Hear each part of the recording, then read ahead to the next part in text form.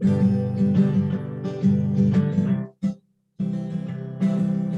a couple beers, we'll talk about the sport. Maybe some other things, don't take us to court.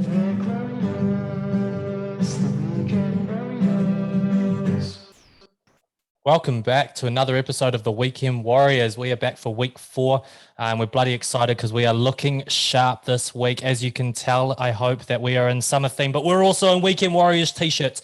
Look at it. And if you're on a podcast, get onto Instagram or get onto YouTube and take a good look because we are looking sharp in our Weekend Warriors t-shirts. Thanks to 17 Design, we've got our mate Sam Dashfield there who has hooked us up with some awesome t-shirts and some stickers. Thanks so much, mate. We really bloody appreciate it. And we can't wait to all be catching up in these Weekend Warriors shirts. All right, boys, we are back. How are we doing? Bloody good, man. All the better for seeing your beautiful faces again. Another week's been and gone. And, mate, all that's changed is we've got these fresh fucking teas. How good. I am fizz for this one. It is going to be a cracker. Stobey? Fucking oath. You know, this is what I look forward to during the week. You know, the boys, a beer, shock, no G&T this time. And we're one day closer to the weekend, a few ponies, sun out. How good. Absolutely. Hey, just want to also, before we get into reviewing the weekend, just want to say a thank you to everyone who's kind of messaged or kind of just jumped on with us so far. Like, we're real early into our journey, but it bloody makes a difference when we've got like those messages from the boys, you know, saying, oh wait, we're right around this, or, you know, we're on our cricket preseason meeting just before, and one of the boys is, you know, getting around, and it just kind of makes a real difference for us that, you know, every message or like or comment, you know, for a bunch of guys that are just having a crack and, you know, using our spare time to have some fun together, but also hopefully, you know, put some content out together. It actually does make a difference if people like it or let us know that, so that we keep putting that effort in. And we're building towards something. Like, I don't know what you guys think, but like, this is a journey. Like, we're early as we haven't really done a full launch yet because we want to try and get some really good prep in before we go really out there to try and make sure it's some runs on the borders, I'm sure you'd like to call it. Oh, stop it. With summer theme, cricket around the corner, meeting just before for preseason, I'm right amongst that. So yeah, that's my little thank you to everyone out there that's kind of got amongst it so far, but let's get cracking into it. All right. So we had a great weekend of sport. I thought that was one of the best weekends of sport for a while, actually. So let's dissect a little bit before we preview. Lynn, you're going to kick us off with what you thought of the weekend sport, mate? Yeah, she was a big weekend of sport, wasn't it? And I guess one thing that we forgot to touch on last week was the old F1, and certainly been receiving a few DMs from people requesting an F1 segment and a preview, which is fucking awesome. We love a bit more sport, don't we? Mm-hmm. We are the people's warriors. So if there is content you want to hear about, then slide into our DMs and give us a message. Now, I follow F1 at a distance here. So I know there was a weekend's racing at Sochi, and I heard it was one for the books. So what better time to acquaint ourselves after commentators were calling it the race of the season, an all-time classic, some even say. So luckily for us, I know a guy who froths F1 and the V8 more than a barista froth. No, this bloke exists. Yeah, but he froths the F1 and the V8s more than a barista froths milk. So reached out kindly and obliged with a quick analysis of the weekend's events. And so he sent in a little message, and it goes a little something like this. Kia ora, warriors and warriettes. Just wanted to start with a congrats on getting the pod off the ground. The format and chemistry sounds like you're 100 potties in. So ka pai. So that's a nice little message there, fellas. So thank you for that one. The Stig, we will call him. Everyone loves an underdog. And this race started off with a tussle for the lead between the rising stars and the old vets, with ex-teammates Carlos Sainz and Lando Norris occupying 1 and 2 for the opening portion of the race, before Norris was able to manage his tyres a bit better and extend his lead. The 21-year-old looking set, certain for his maiden F1 victory after gaining pole in the qualifying day prior. Unfortunately, the weather gods had different plans, with some light drizzle thrown a spanner in the works with a handful of laps remaining. The decision was do you pit and change to wets, or do you stay out on the slicks? Norris and his team made the call to stay out, but as the drizzle turned to rain, Norris was sliding around the track like Lennon to DMs. This opened the door for the old guard, and Lewis Hamilton drove on by on his wet tyres to go on and claim his 100th F1 career win. Heartbreak, jubilation, drama, theatre, the circus on wheels. It's the F1. for those of you that want to get more accustomed with F1, I recommend watching Drive to Survive series on Netflix. It's certainly one for the books.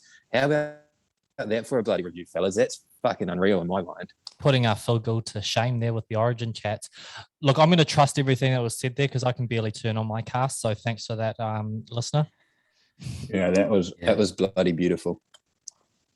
Bloody oath. Yeah. Sorry, just We'll having a go with little that. sip of the old beer after that one. That was so good. And then we had obviously the UFC there, and I guess a quick recap on that. Volkanovski with the unanimous decision win over Ortega. That was a bloody great fight. I definitely slept on Ortega a little bit. That man can fight. Certainly had his moments, I thought, there, and got Volks in a couple of vulnerable positions, but just couldn't quite convert. And I think entitled fights, it's those small moments where they make the difference. Shevchenko in the last leg of your multi-Stobey, that Shuey, as it was so called. Well, she didn't disappoint. TKO. She's so dominant, man. I just don't know. I don't know who steps up to fight her next. Certainly not me, that's for sure. That was a Shuey, 3-leg multi Shuey, that 1-leg hit, I think. So you beauty. No, what are you on about, mate? I got on it. I think I got on it. Either that or I picked the 3 wrong fighters and it won. No, they all won, but the method was not quite up to scratch. So I'm going to have to go back to the drawing board and have a chat to the bro, because he fucking got that one on, didn't he? I just got them head to head. So I was happy. I was laughing all the way to the bank with odds at about $3. So didn't quite pay the rent. Big winner. Yeah. Merab Yashvili, TK over Marlon Morales. That had to be a contender of fight of the night for mine. Certainly one of the best rounds of fighting I've ever seen. Marlon rocked him early, and Merab came back massively there and ended up getting the TKO in the second round, which was bloody impressive. And then I think lastly, just on a highlight, was obviously that Hooker fight, unanimous decision over Nasrat. Really important fight that for Hooker, and an important victory. And did he put on a clinic? I thought really showed a lot more maturity and just really outfought him really. And then the ability there to nab a takedown or 3 and just control that fight from start to finish. So it was a pretty impressive card, that one on Sunday there. And then I guess lastly from me, the old Ryder Cup. That was a beauty. Thoroughly enjoyed that one. Team USA getting up over the weekend with a 19-9 victory over Team Europe. Largest margin of victory since the 28-point format was introduced. Highlight for me, probably Scotty Scheffler and Colin Morikawa, the 2 rookies. They went undefeated in their Ryder Cup play there, and Morikawa securing the last half point needed for victory, which was always a highlight. And then lastly, I guess Dustin Johnson just on fire through the weekend there, making history as he does. Only player to go 5-0 through the Ryder Cup, and at the ripe old age of 37, he was also the oldest member of Team USA. So they've had a very young team. So the future certainly looks bright for old Team USA. So that's it for me on the old sports recap. Jack, what have you got for us, mate? You've got a few recaps as well and a few highlights, no doubt. I do indeed. I mean, that UFC with that card was unreal. I was going nuts, and again, lover, not a fighter. Didn't know what was happening, but it looked exciting. But it was bloody good. Look, NRL for me was a great round of games.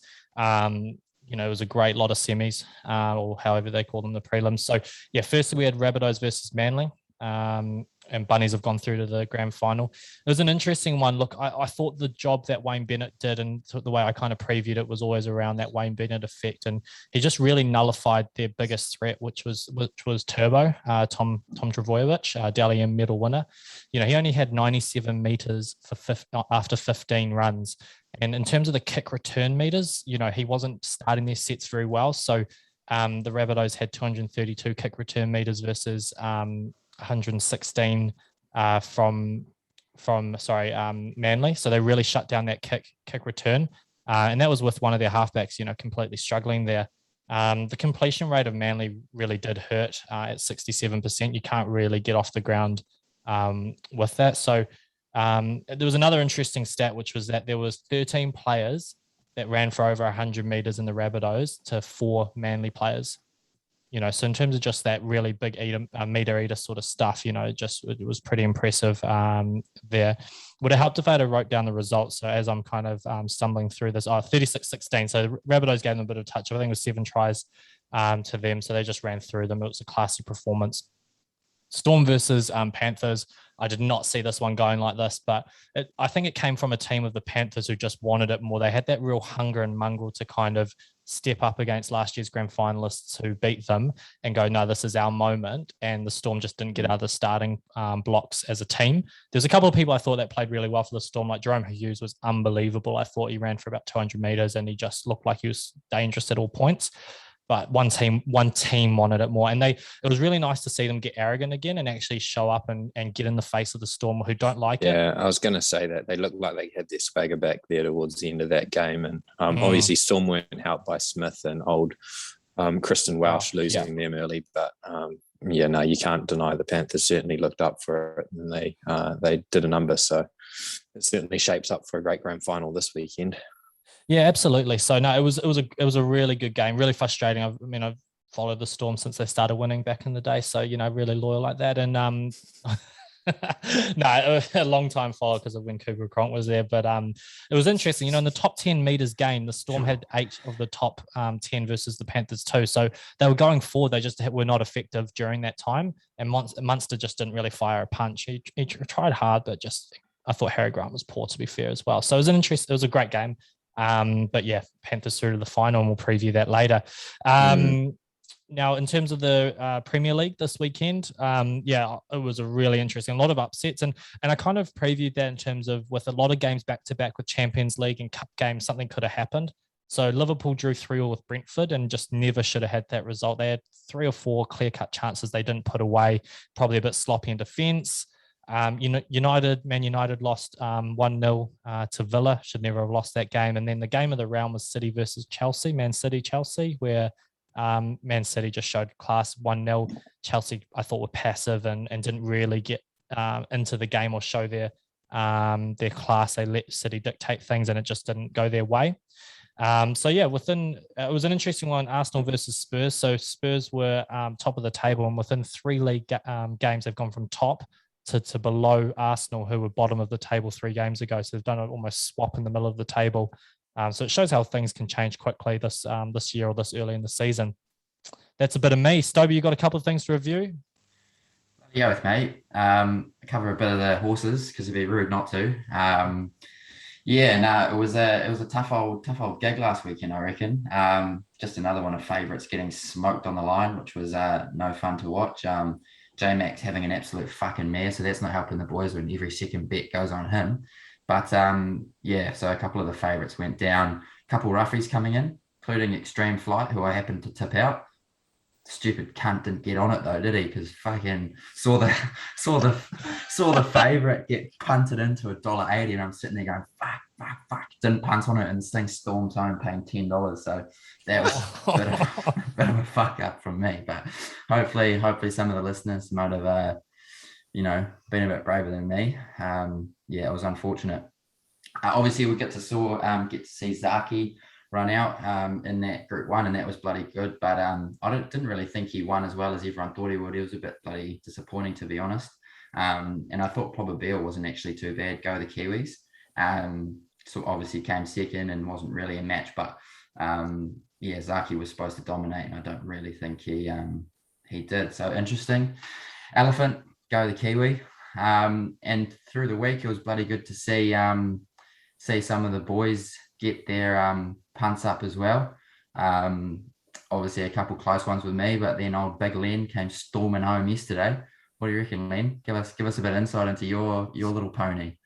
Oh mate, it goes back a while, this story. We're back in old 2019-20 and we're strolling around Melbourne and trying to find Geelong. That's where the story starts, and that's where it will end. But old Great Khan there, he loves Geelong, and just having to find her running there again. So it was a nice little win for the boys. Got punted in from about 480 down to 270, I think, when they jumped. And obviously that main danger there was always going to be that brilliant venture by Elton Zara.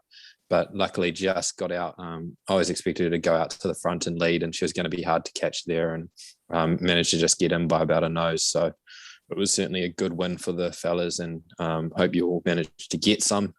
The Quinella was a little bit cheeky as well. So it was a nice little win, and unfortunate, mate, if the Bowman, the butchery Bowman. If he could ride, we would have gone all right that day, because he fucked up a couple of runs there on promise of success, and then old mate Bleshko. Didn't Bleshko. He came second.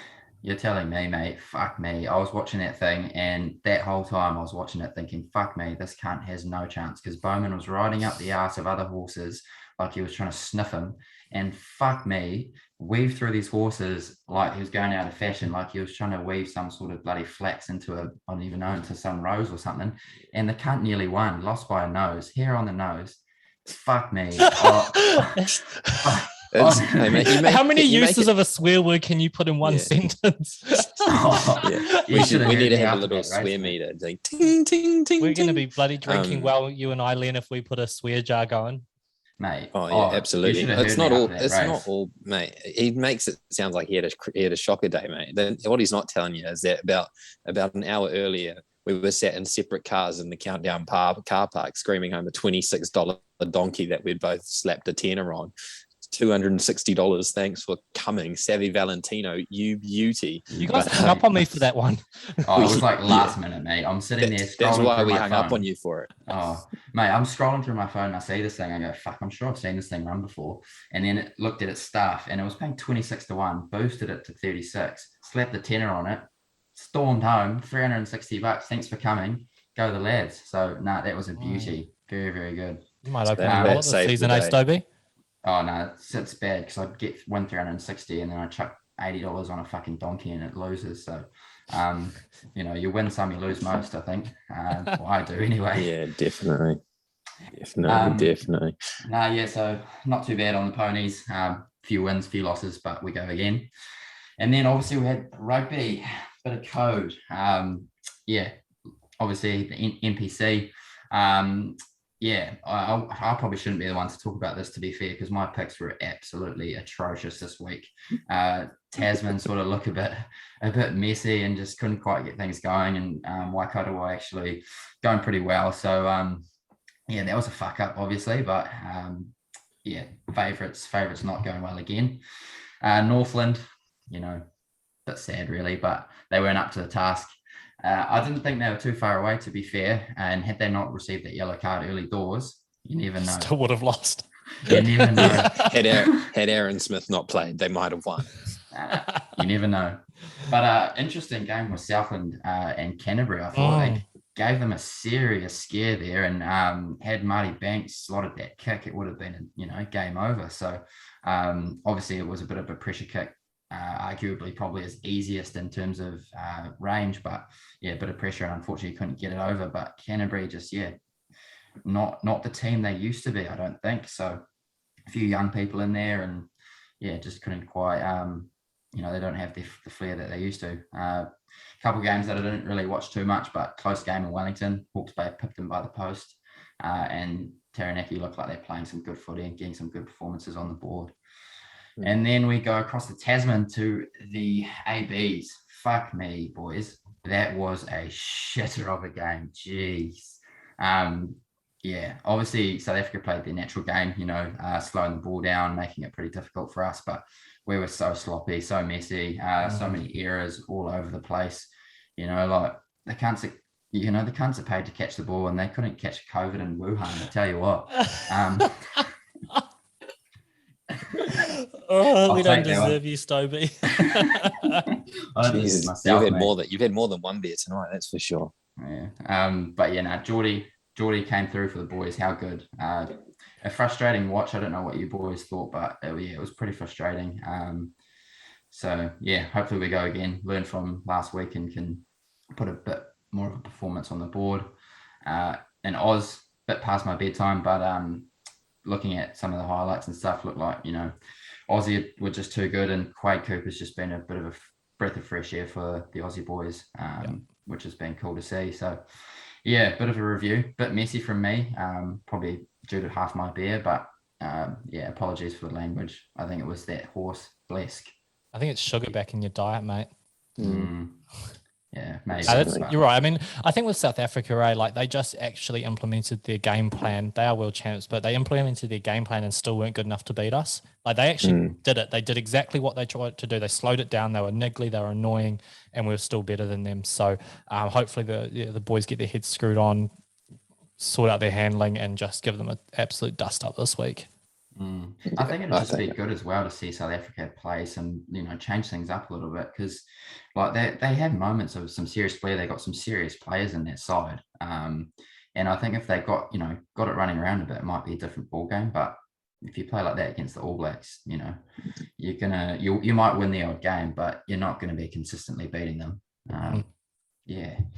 Interesting. Thanks for that, Stobey. No, Caleb, right, mate.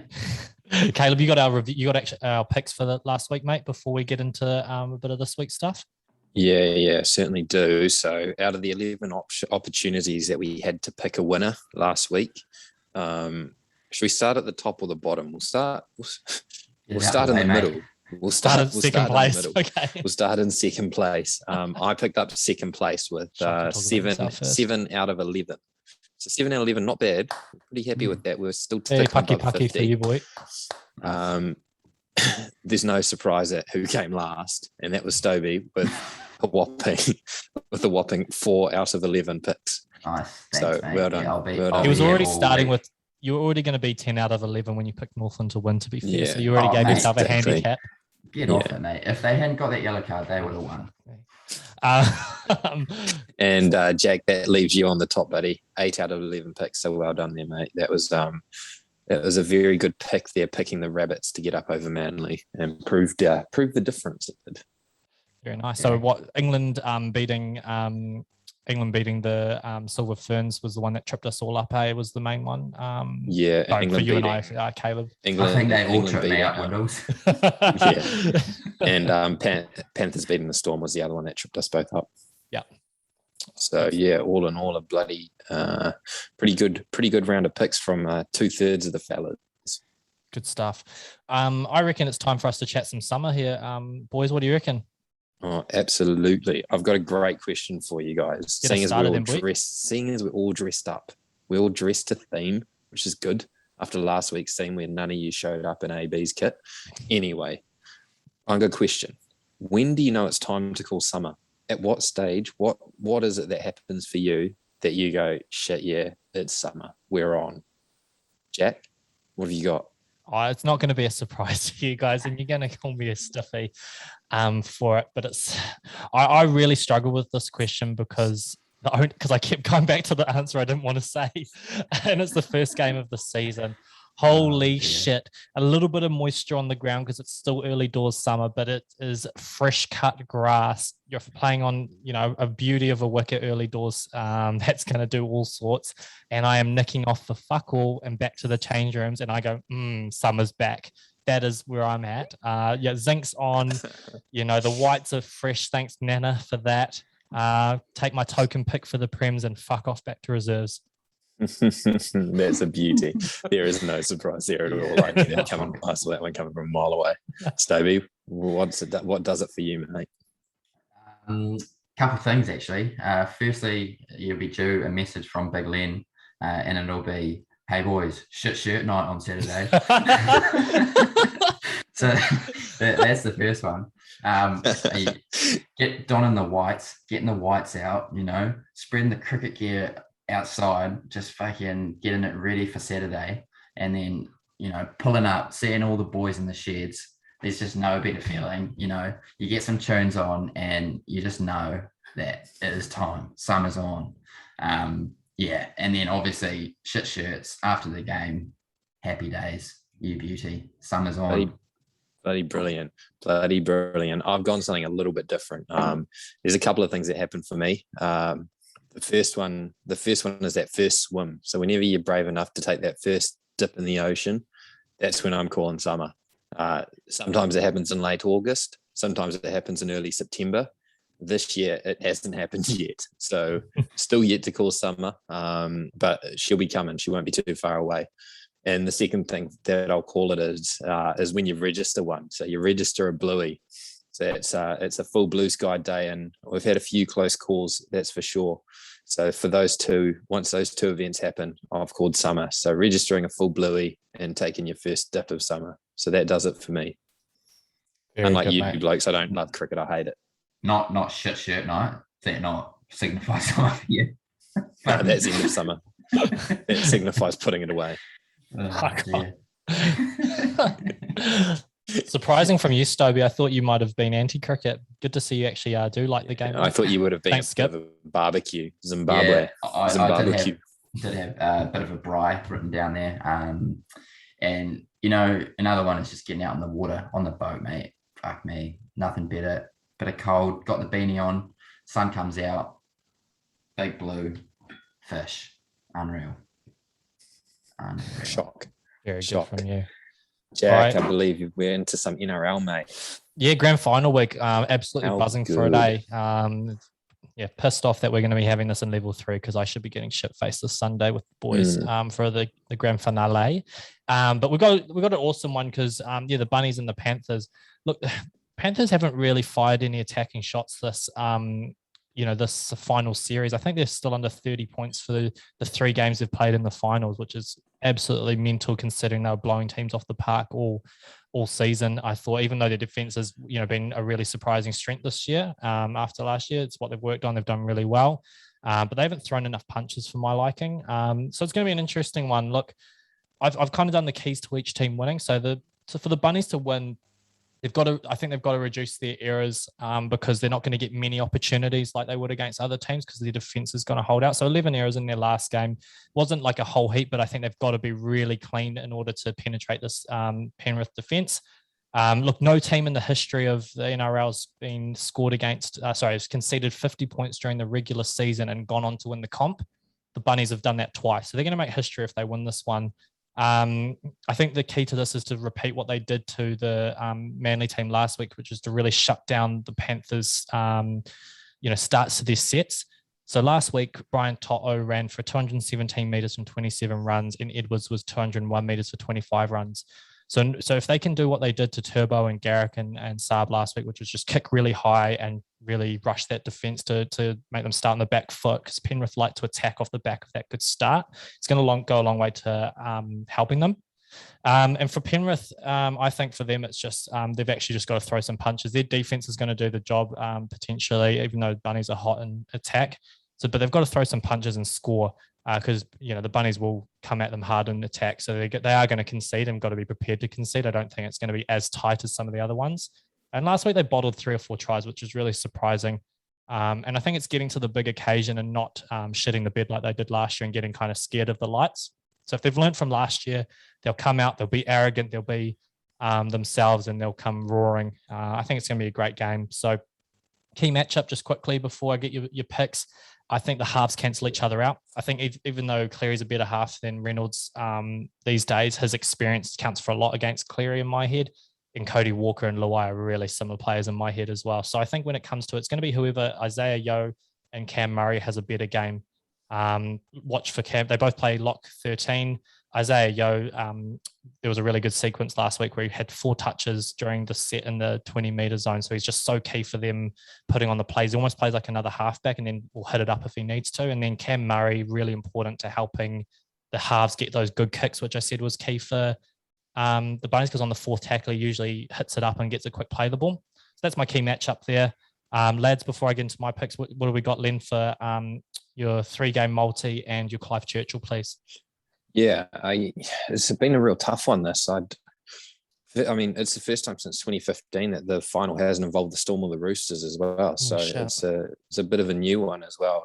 And it's going to be a cracker, that's for sure. And, defense wins premierships is what they say.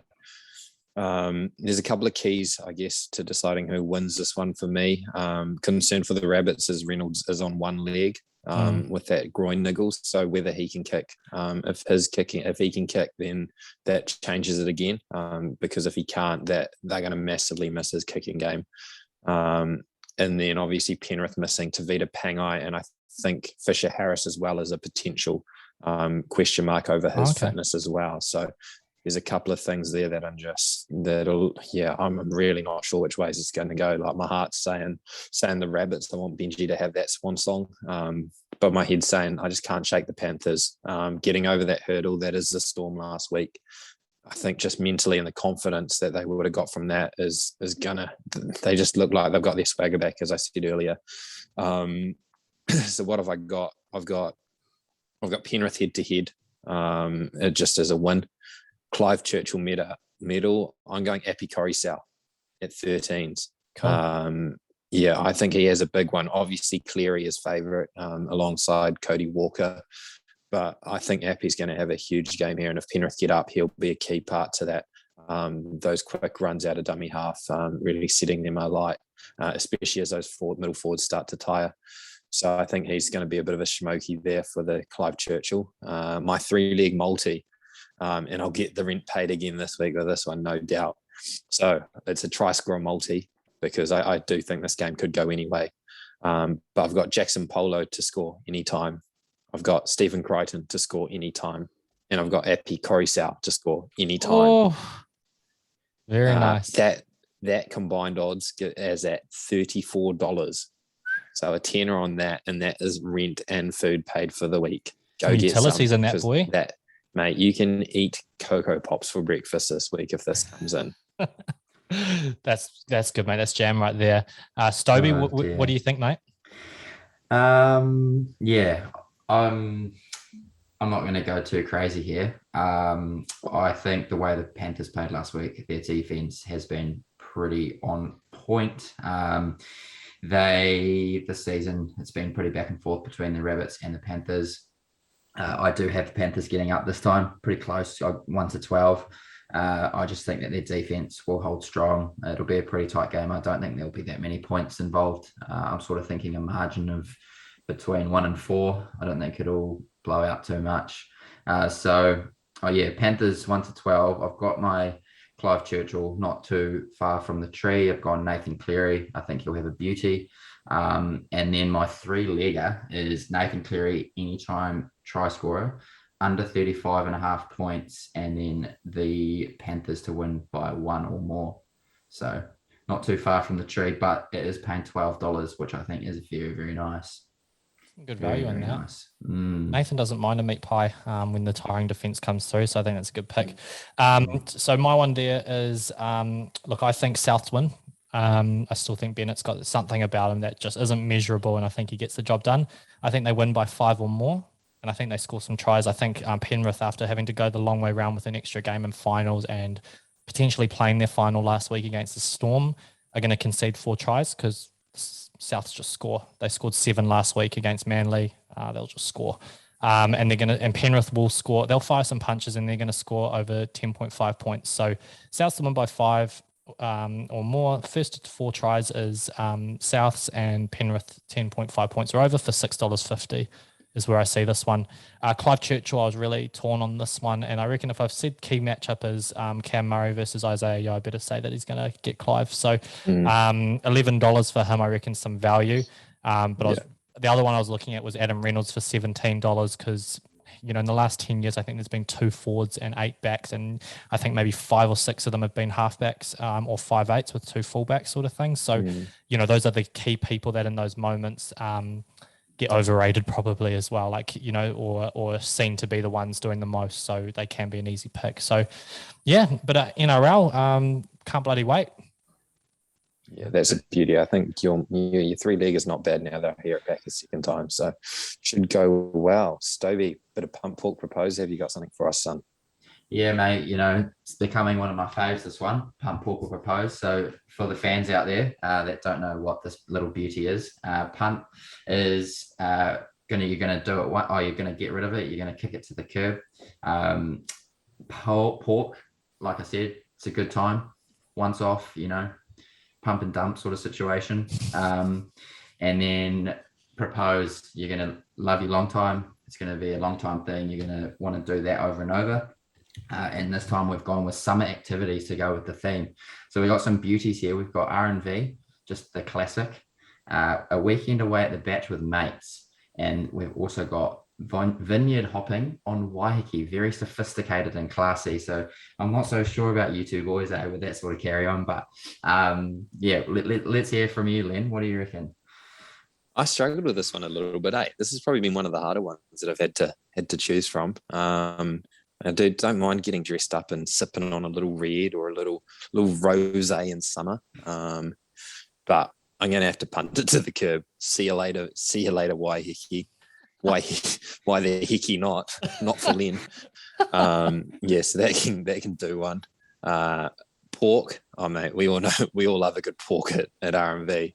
So I'll be porking that one definitely all the way. Great for did my dash there. Not sure you'll see me there for the full 3 days again, but definitely good for a once off, that's for sure. And propose, you'll never, mate. You can't beat a weekend away at a batch with mates. I am absolutely fizzing for the next one. The boys have been talking about Nui. This is my struggle with summer. Is I love cricket, I love the fellas, but fuck me, I love going away with the boys to the batch and just getting wet in the ocean and singing a few pals, that's for sure. So I'll definitely be proposing to a weekend away at the batch with mates. Jack? Okay, I like it.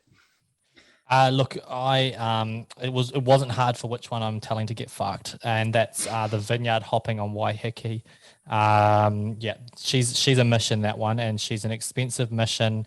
And I don't think there's enough malarkey going down on a vineyard hopping in Waiheke. I don't think you can get up to enough mischief there. You have to be on a bit of behaviour with some nice clothes and stuff, and I just want to get a little bit loose with the lads. So that's going home. That's getting punted. My pork one's tough because look, an R&V bender is tough, and you usually want to do it once, and it's the time of your life, but you can't go back there again, right? But fuck that. I'm going for a long time, all right? If Wilkinson's playing, I'm there.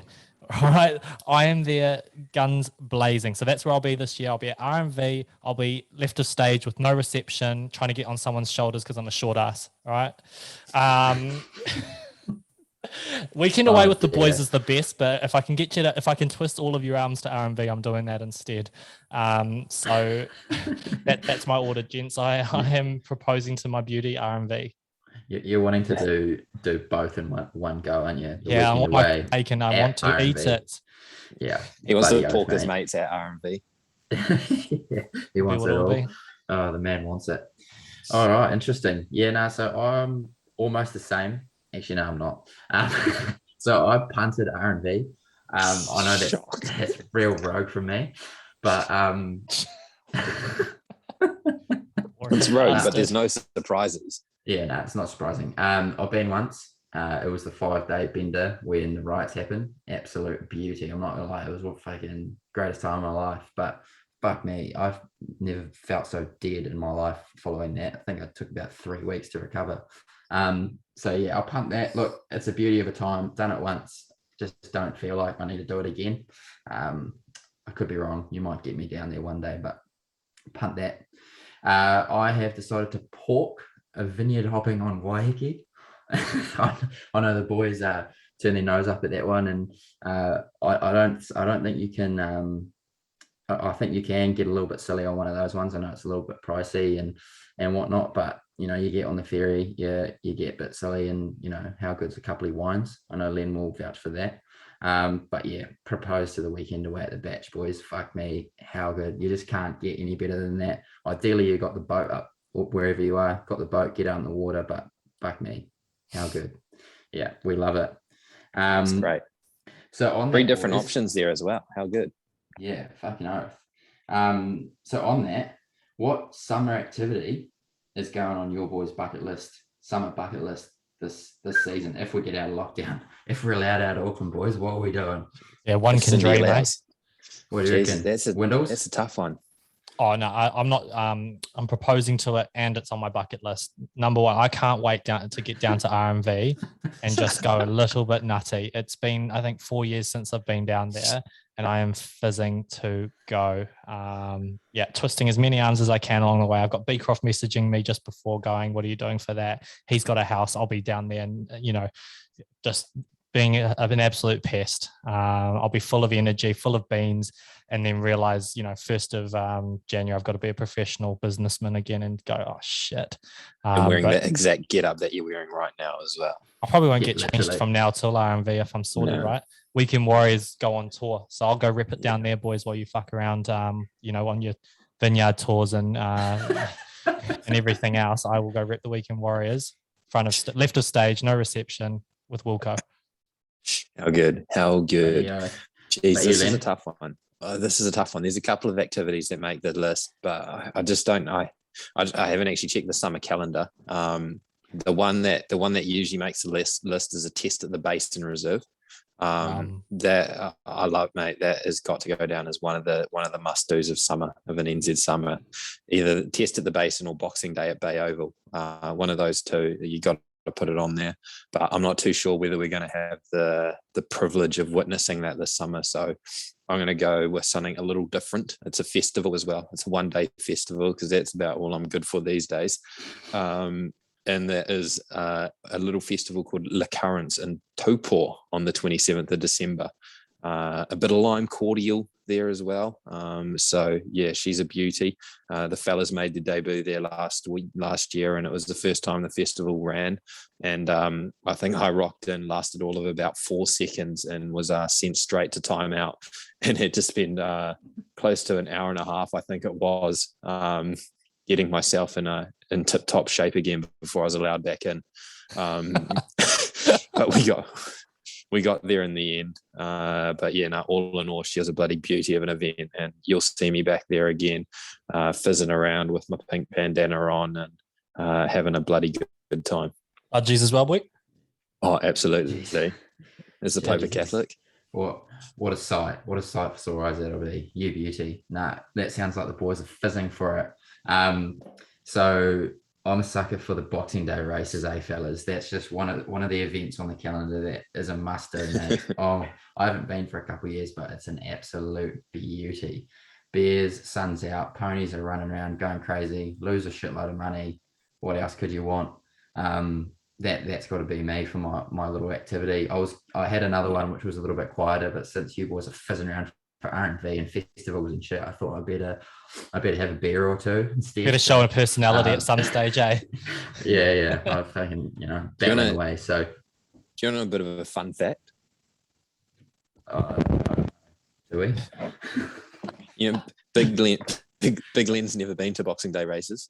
Really? Oh Jesus, mate! Come on, this is your year. He's a Boxing Day virgin. No, the debut surely this season.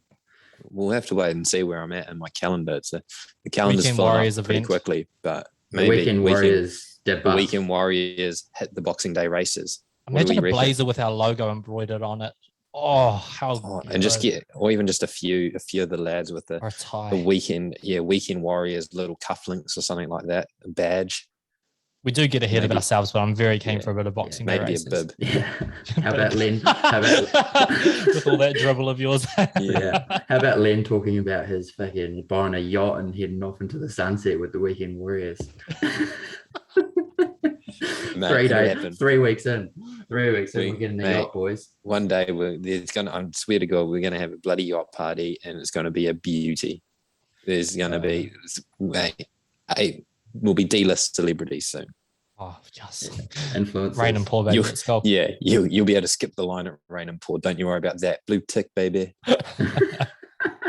Nice. All right, I'm going to chuck some EPL in here, boys, to keep things moving because we are having too much fun today.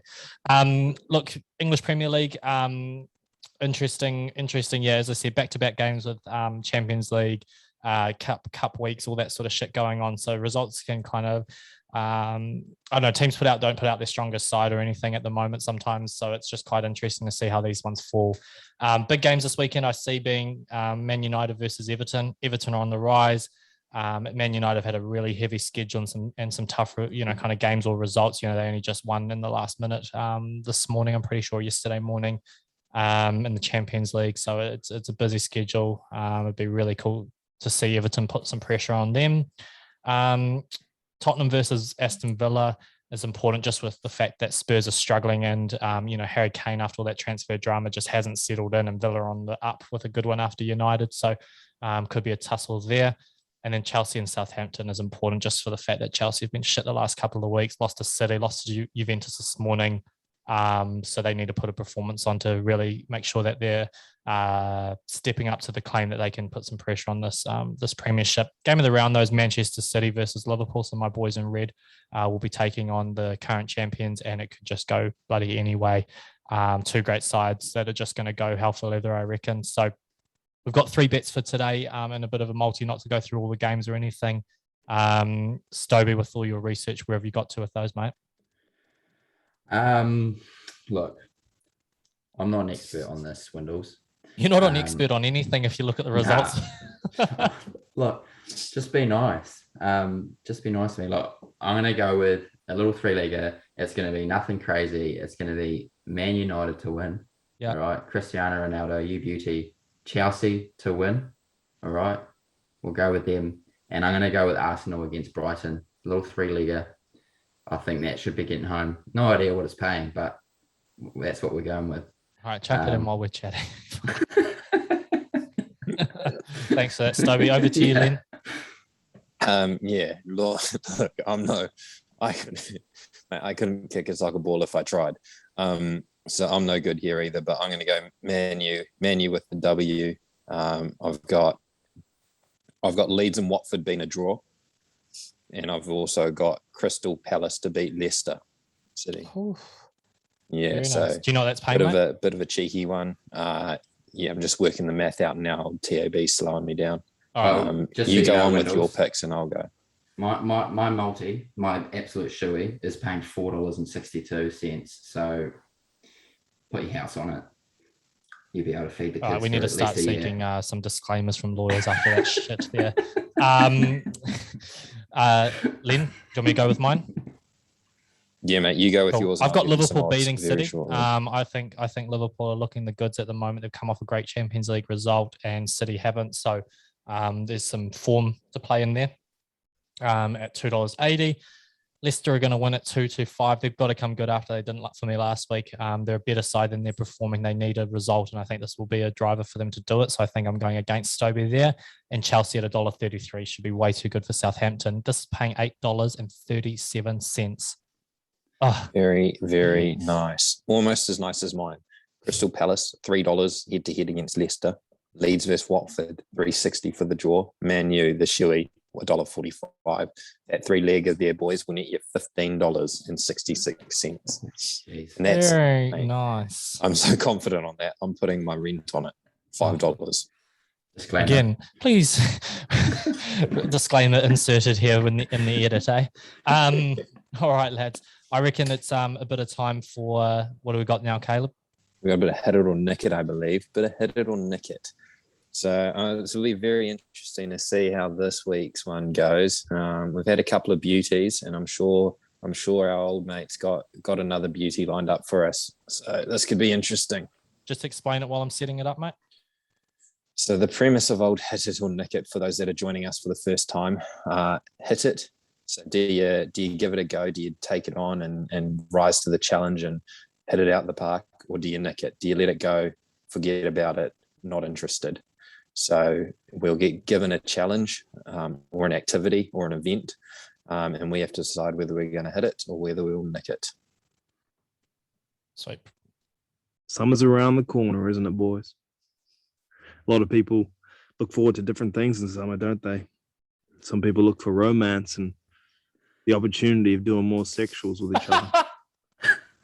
Oh, no. But maybe we won't have that summer. With Delta around, we might have to stick to doing sexuals with ourselves. So, masturbating into a sock. Do you hit it or do you nick it? What the fuck? Who's meant to be like filtering these before they get onto the show? All right, so everyone's nana out there. Look, gents, that's a doozy. Sorry, Dad. We've definitely built into this one. We've had a couple of easy let-offs to start, and now we're into business times, lads. So are we Are we hitting it or are we nicking it? Stobey, you look disgusted. Oh, I'm just taking a deep breath, mate. Just having a, bit shocked by that one. But hey, yeah, who needs a filter? Yeah, not after you've dropped about 25 F-bombs and 45 C-bombs. Yeah, well, All Blacks should have done better. What's coming in a sock compared to that? I'm definitely going to nick that one straight to first lap and be walking off looking pretty sorry for myself and hiding away. Don't need the sock these days. Lucky for me, I can't speak for Big Len, but can you just elaborate on that, Stobey? What do you mean lucky for you? A fleshlight or something? Yeah, bought myself this massive, this toy, this full body size doll, and it goes pretty good. Particularly on Tuesday afternoons about 4:30. Sort of book it in. Who needs a sock? So I'm nicking that one, fellas. Sorry about that, but the sock's something that I potentially had when I was about 15. No longer. Len? Yeah. I'm not even nicking it. I'm turning around and kicking my stumps over and walking myself off that field. It's disgusting. I mean, maybe, as Stobey said, maybe something I tried when I was 15, but no good, and won't be. No, kicking my stumps off, and I'm walking for that one. Fair enough too, mate. Yeah. Do you see it any differently? No, I don't. Hey, I think the sock is grim readings if you're going into the sock drawer for it, especially with my feet. I don't think either party needs to be involved with each other at that stage. But no, I will be nicking this and I will walk for the first time. So I will be off on my bike. That's not happening. So appreciate that, listener Callum, for putting the boys to the test. But we will be nicking it. Alrighty, Caleb, you want to keep things moving? Yeah, mate, absolutely. So we got a bit of NPC this weekend again. 4 games. Look, in the first game, I've actually only picked I've only got my picks here, so I need to just find out who's playing who. But Waikato's playing someone, that's for sure. Who are they playing? Tell me, boys. Northland. Oh yeah, my boys. That's right, your mates, the Taniwha. Sorry, easily forgotten that. Look, Waikato win that one, no trouble. They've been playing some really good footy. Bay of Plenty, Wellington. This is going to be a good game. Wellington have been actually playing some really good footy and coming home strong. I've got Wellington here. They're going to put it together, full 80 performance at $1.90. That's value. Manawatu Otago, another one that's going to be pretty good and pretty close. I've got Manawatu just getting home here. And Tasman, Southland. I was pretty impressed by Southland and I've been pretty underwhelmed by Tasman. But look, I think Tasman will just do enough to get the job done. I don't think it'll be a blowout, but I've got them 1-12 there. So that's, head to head, they're only paying $1.04, so a bit of value there at 12 and under. You see it any differently, boys?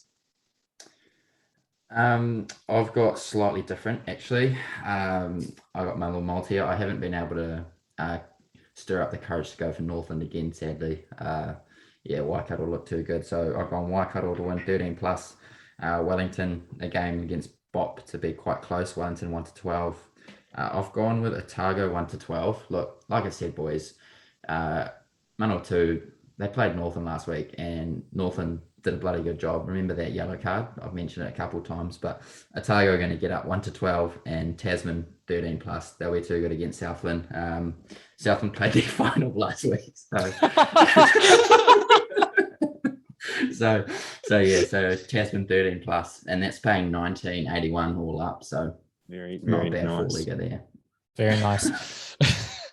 I've got look, I think it's going to be really tough for Waikato to get up against this Northern side, and I've got them 13+. I've got in the next round, I've got Wellington versus Bays.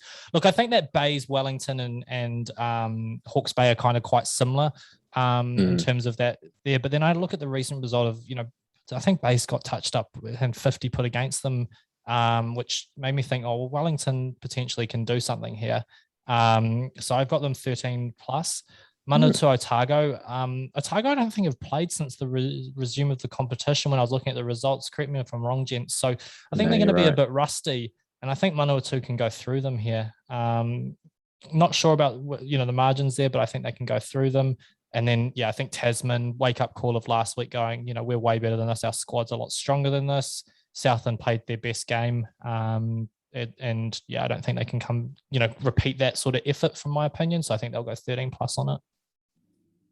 Fair enough. Some good picks there, boys. It'll be make for an interesting weekend of viewing, that's for sure. And then obviously last round of the rugby championship, I believe, before our boys head over to the States later this month to play the old American Eagles.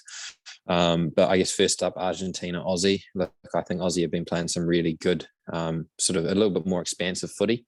And it looks like they've actually found a bit of a settled lineup as well. So they've been scoring on just a touch under 26 points per game. And they look the goods again this week. Callaway, the leading try scorer in the championship, and just loves sniffing out a meat pie. So I expect him to dot down again this week.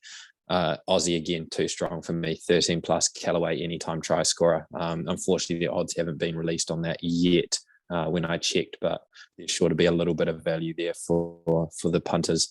You boys see it any differently? I think Aussie will be too good. Again, I've got a little naughty bet. I've got them, I think 13 plus, but I went Oz 11 to 20, paying 375. I thought that was pretty good value. And then New Zealand versus South Africa. I've also gone New Zealand 11 to 20.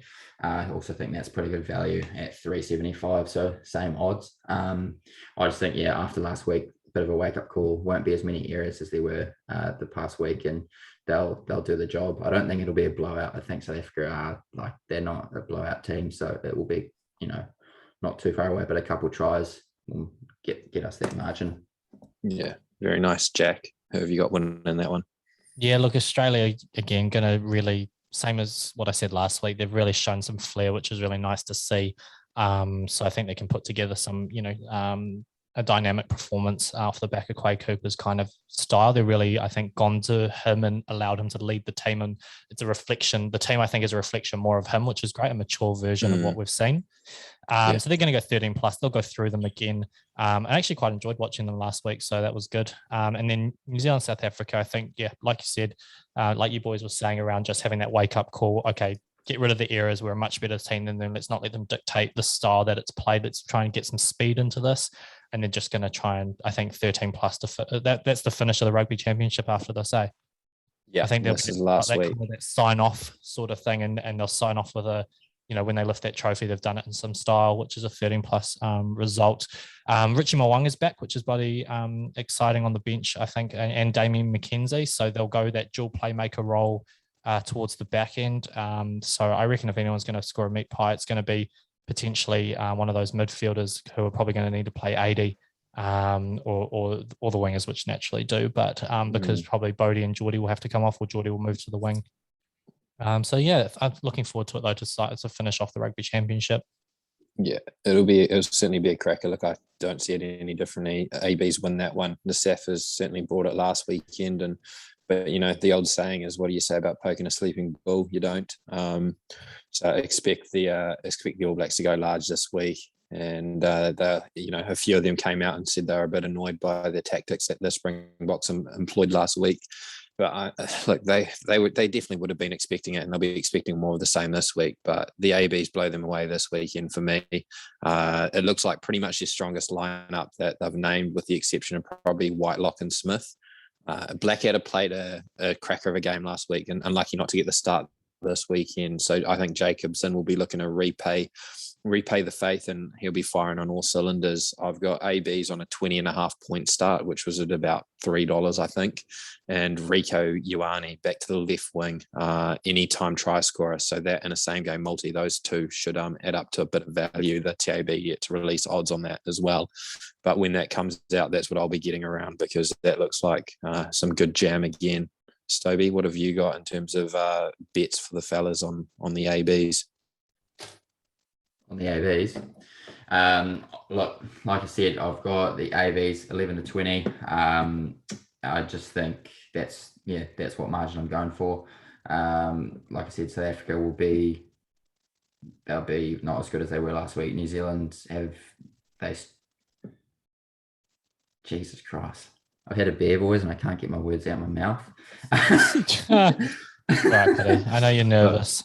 Yeah, no, I'm really sorry. I'm going to go with David Havili again as an anytime try scorer. Look, mate, we've spoken about this many a times. Our friend Connor Ansell, he reckons that he doesn't score, and ever since then he's scored about 3 tries a game. So that's what we're going with. Fair enough. That's very good. I quite like that one. I think backing up what you said, Jack, I think that midfield looked pretty good for a couple of meat pies this weekend. So that'll be good. Anyway, I believe it's that time for our favourite segment, the one that Jack loves the most and wanted to get rid of, and he tried so hard to get rid of it this week. But it is the joke of the week. Joke of the week. Stobey, yeah. I believe it's your turn again, mate. What have we got? What have you got for us? Look, I'll have to think about this one long and hard, whether or not this joke makes its debut. And considering the fact that I've been an absolute mess tonight, an absolute shocker, I've sworn the house down. I've just been controversial, useless, the whole lot. I'm just gonna kill it in one hit, and oh god, everyone's gonna deal with it. So I hope I don't get cancelled. Look, this is. I'm distancing myself from this, guys. I'm just stepping back away. I'm covering the logo. If this is let's hear it then. This is a summer joke with the theme. What is brown, hairy, and wears sunglasses? Let's say what? A coconut on vacation. Fucking hell. Moving on. I believe I'm talking some ponies now to make things even everyone worse. Offended out there, Stobey will write you a handwritten apology for that. That's I apologize. Garbage in 21. Look, it is what it is. It was just, it is what it is. Right, horsies. Look, tough weekend this weekend. It's going to be real. You're shaking your head at me. Yeah, look, I'm sorry. Tough weekend this week on the horsies. Bit of group racing all across the board. So that'll be interesting. There's some first starters coming along, so it'll be quite cool to see them, particularly across the ditch, see them running around and see what sort of talent's coming out. Would be real cool. So but tough to pick. So watching a few trials and the like to try and get some sort of gauge on what we're dealing with. But yeah, not an easy one. Looks like over the ditch it'll be fairly decent tracks that we'll be running on. Bit of rain about, so might deteriorate. But yeah, who knows? We'll have to see how we go. Lots of good races. I'm going to leave it with you boys before I preview a few of my picks, so I don't steal your thunder. So I'd like to go straight to my friend Windlepiece, who's naturally the greatest picker of the Weekend Warriors, and he keeps providing for the fellas. So what do you got, mate? Yeah, look, gents, always excited to wrap up the show with my best bits, and came into this really well prepared, really well researched, and I've got some jam for you, gents. So best pick at Morfettville Race 4, Apache Star, $3.40. Look, he's come off a hat trick of wins. He's been really good at this. What do you call it, like a place or this? No, so he's chasing a hat trick of wins. He's won 2. He's looking for his 3rd in a row. All right, next time you tell me what to say, can you send it in a text or something? He's looking for a hat trick of wins. He's gone really well at this place, and I think he's just at $3.40. I think that's some good value there. So my best isn't it's not an absolute favorite or anything. It's not got $1, and it's got $3.40 of value for the punters out there. So you're very welcome. My next best is Randwick Race 3 from my man in the stand. I'm very lucky to have this gent, and he is calling Victory Moments at $4 to come through. He's watched it trial. He reckons it's going to go well. I'm sure he's done more research than that, but he's come through and given me that. And my roughie is my boy No Compromise. Hope he's a boy. Apologies if he's not. Don't worry, mate. You can get away with murder now after what I've been saying. After you've said, apparently you can go the race card. I don't have to get genders right. Is that how it goes? So look, it's paying $15. So I think each way, $15 and $4 is the way to go from what I hear. It was scratched last week, and the oil is it's coming in. It's quite light for this race. It's it's gone up the gears with this one. It's going to be up against it, but I think at that value and the form that it's been in, get amongst it. Yeah, nice, mate. Look, that's just some serious insight for a bloke who really, is just here for the fellas. So I thanks, genuinely think that's a good. I genuinely think No Compromise is not a bad each way bet though. He actually could run a naughty little race in race 9 there. So thanks for coming. Good spotting there, Jack. Great if spotting. that gets up, mate, that's a beauty. What do you reckon, man? What do you got for us? I'm sure you've What have I got? something out. Yeah, hopefully we sniffed out a little bit of fellas, a bit of value for the fellas. I've got my best is at Flemington in race 4, a horse called Zutori. Saves his best for the straight on this course, and he's second up as well. So he's got some really, really good form at this course, and at the distance as well. So happy to butter this one up. On the back of, obviously, when he resumed at the Bobby Lewis just before, he loomed up to win. But just couldn't quite finish it off and had to settle for 4th and behind Splintex. He's got a lot of upside though, and he's proven here. So he absolutely loves this track and loves the distance. So he'll certainly take some beating for Mind, and at 350 looks the goods for me. I'll be having a cheeky little sniff at him. Next best is in race 10 at Randwick, and I've got Gravina. Looks to have returned in really good order. I think you can easily make a case to say that he should have won first up here a couple of weeks back, and it was a pilot error from Killiet that cost him the win, taking the time to get the ground and get to the outside before eventually getting clear and charging home late, and just missed there. So better luck this time around, and he'll definitely, I think he'll definitely go on to win this. And at $4, there's some really nice value to be had.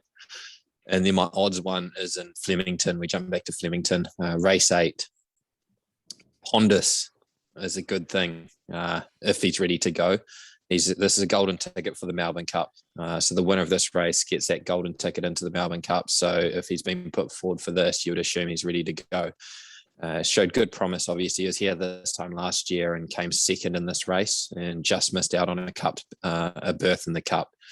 Obviously, he's been racing. He's been running well in Ireland since then and has come back here purely for the Melbourne Cup. So he must be, the inside word is that he's looking in real good shape. And if he wins this, then he'll be riding it at the death and come November 2nd or November 5th. I can't remember what date the Melbourne Cup is on the Tuesday, but she'll be there. So Pondus at $8 and Flemington race 8 is my odds bet for you boys. So get into them. Very nice, mate. Yeah, I had Pondus down there as well as a naughty little bet, like you say. Second in the Queen Elizabeth 2020. So he gone pretty well overseas. So obviously the target is that Melbourne Cup, which is pretty big. Look, I've got a fair few here that I'll sort of run through and then give you the pick of the yard from Stobes. So I've got Capital Rain in race 1 at Randwick at $3. Great sprinter, been going bloody well. $3. Go the lads. I've got Cooling Gatter. Now this is my best bet. It's short. I'm sorry. It's paying $1.90 on the fixed odds. Trialed bloody nicely. It's a first starter. It's a very unknown race, but the trial was really, really naughty, and it's got J-Mac in the saddle. Unfortunately, he's been riding like a peanut lately, so hopefully he can make amends. And then we've got Think It Over, Randwick race 5. If fit and hasn't overcooked itself, should go pretty well at $1.90. Was close to Very Elegant and Co recently. So pretty good bet there. My next best is Rio Dini in the big race, $4.80 and $2, drops 8 kgs. We'll look to get out the gates pretty quickly and lead and look the winner for a very, very long time. If she can hold it out for the whole race, then I think she'll take some catching, which will be bloody good. My odds pick for the weekend is She's Ideal. That's another one similar to Pondus, who's looking to book themselves a little Melbourne Cup berth. So at $6.50 and $2.40 is sort of decent value. Goes pretty well at the distance. It's in the same race as No Compromise, so I do apologise for that window piece. But maybe we go a little Quinella and really make a meal of it. I also had Gravina. Looks bloody good. And I've got my little multi, which I think is great value if you've got the likes of Neds or others that you can do same race multis. In race 7 at Flemington, very elegant and incentivized top 2 with Sir Dragonet top 4 paying $5.50. That's a shoo-in. Yeah. Like I said, put the house on it, feed the kids for a year. That's not bad at all, actually. That's very nice. I might have to look at Ned's for this weekend.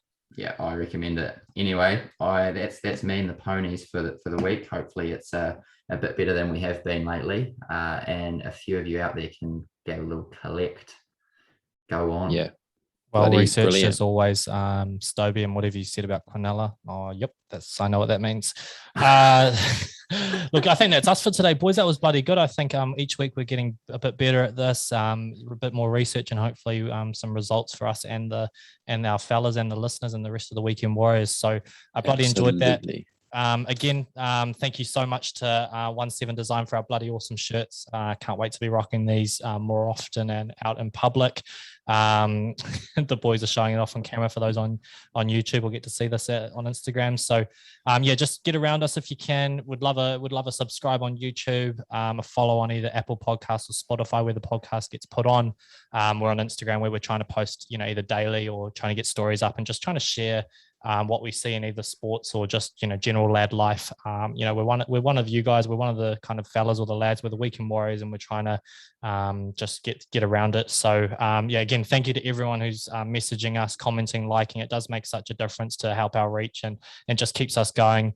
If you want to be part of Hit It or Knick It, we really do love if you get in touch, drop us a DM or a voice message, and it will be played live on air. If you've got any ideas on themes, whatever, be brave. Like, especially there's so many of you following that know us personally and you're messaging us. So just bloody shout out, and we're here to listen because we just want to hear from you, and it's bloody exciting. Boys, anything from you before we wrap it up and say go the Weekend Warriors? I'd just like to apologize for my language, racism, and just general shit chat for this episode to all the people out there. And disclaimer, don't put your house on it because it probably won't feed the kids for a year. Yeah, thanks for that, Stobey. Can't promise you won't bring back. Come back next week with more of that though. He'll be back with the same shit chat, the same put your house on it, and the same swear words. All right, lads, we'll sign off there, right? Me. Absolutely, another week in paradise. All right, go the Weekend Wars. Go the Weekend Warriors.